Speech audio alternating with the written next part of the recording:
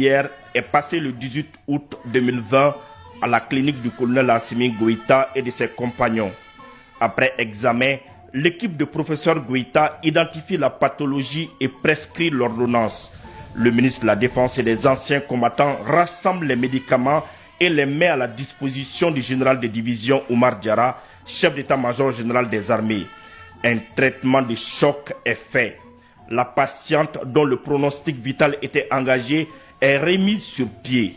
En pleine forme, elle reprend ses missions et fait la fierté de tout un continent dans la lutte contre le terrorisme. L'une de ses meilleures stratégies que les terroristes n'arrivent pas à cerner, ce sont les actions des groupements tactiques interarmés. Les prouesses de Kamandian sur le terrain sont jusqu'à présent chantées par ceux qui vivent en toute tranquillité sans la peur au ventre. Évoluant dans l'ombre, le lieutenant-colonel Amadou Kassambra et ses hommes terrorisent les terroristes. Ils surprennent les forces du mal comme la lumière du jour surprend les oiseaux nocturnes. Lors de son passage dans la capitale, nous avons rencontré le commandant du Jetia Kamandian.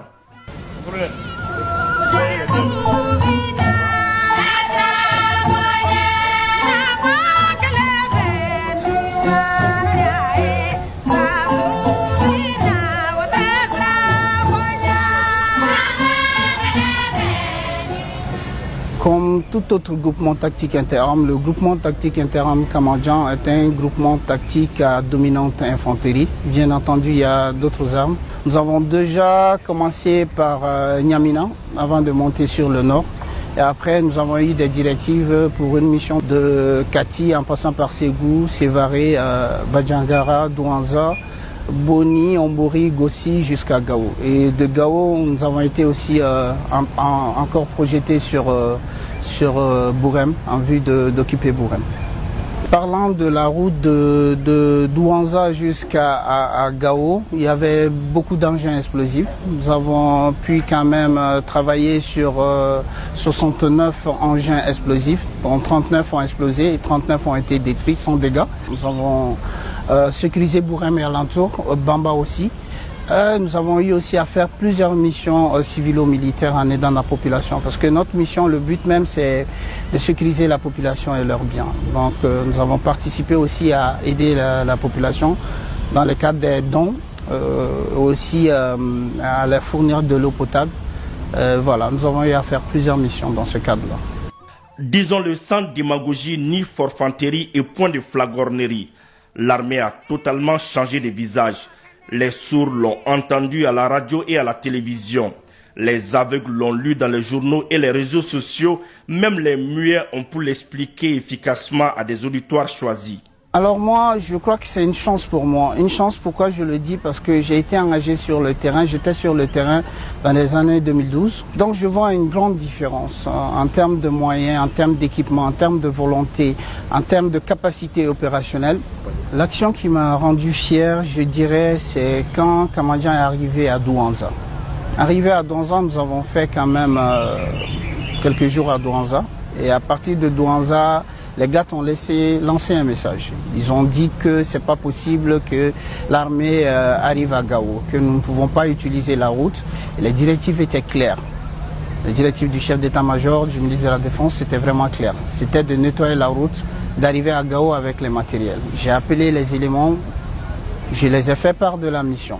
Et avec volonté, fierté et patriotisme, ils m'ont dit qu'ils sont bien déterminés à mener à bien leur mission, au risque de leur vie, au péril de leur vie. Et je crois que cette volonté ou le moral que mes hommes avaient, c'est pas gratuite. C'est par rapport à tout ce qu'ils avaient comme moyen. On n'avait pas vraiment le droit d'échouer. Et raison pour laquelle je dis que c'est cette action qui m'a beaucoup plu. Et nous nous sommes lancés sur la route. Et nous avons exécuté notre mission avec détermination. Et nous avons pu amener tous les matériels à Gao. Nous avons eu beaucoup de difficultés, notamment des engins explosifs voilà, qui ont explosé, des engins à effet dirigé aussi qui ont été dirigés sur nos véhicules. Mais voilà, ce qui est vraiment remarquable, c'est que les hommes ont fait face. Nous avons tous eu à faire face et nous avons détruit et neutralisé tous les gardes qui étaient sur la route. Les terroristes sont des nez qui cherchent à se faire passer pour des géants. C'est mal connaître nos hommes qui sont prêts à relever tous les défis, quitte à boire le calice jusqu'à la lie. Le message pour moi c'est perplexe, complexe mais assez simple. Le message c'est quoi? C'est de soutenir leur armée. Parce que ces hommes qui sur le terrain de jour et de nuit font face aux intempéries se donnent pour la sécurité du Mali, de la population. C'est pour sécuriser la population et leurs biens. Le message est assez simple. Il ne faudra pas qu'ils, d'abord, dans un premier temps, qu'ils essaient de faire circuler des messages ou des informations ou des images qui ne sont pas réelles. Nous avons vécu la réalité sur le terrain. Nous savons ce qui se passe et l'ennemi est réellement sonné sur le terrain. Donc c'est vraiment une fierté. Normalement, pour la population malienne, ils doivent quand même continuer de soutenir leur armée. La tâche demeure ardue, mais n'en point douter, car la hardiesse des forces armées maliennes et du peuple vaincra toutes les adversités.